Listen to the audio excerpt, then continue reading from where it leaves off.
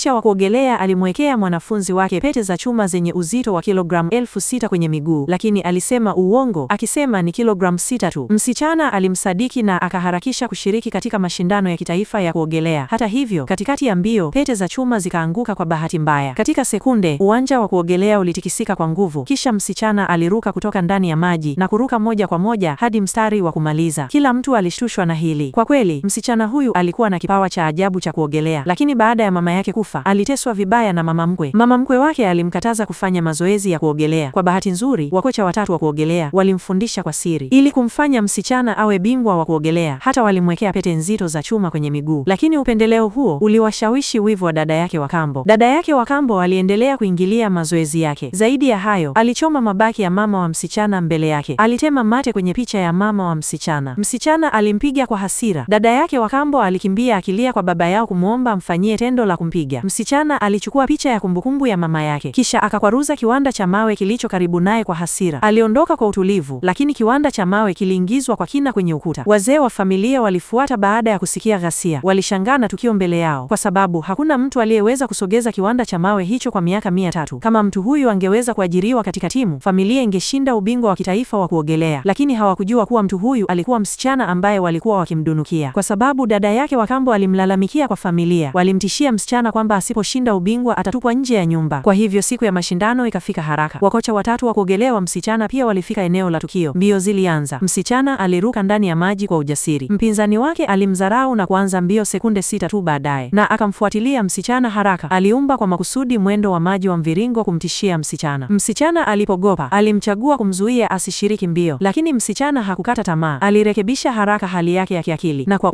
akatumia ujanja wa kuogelea uliofundishwa na wakocha. Kila mtu alishangaa kuona tukio hilo. Mwishowe, msichana alishinda mbio kwa kasi ya ajabu ya kuogelea. Baada ya mbio, watazamaji wote walimkaribisha kwa shangwe, lakini mpinzani wake tu alimshtaki kuwa alikuwa amekunywa vinywaji vilivyo na ladha ya nanasi kabla ya mbio.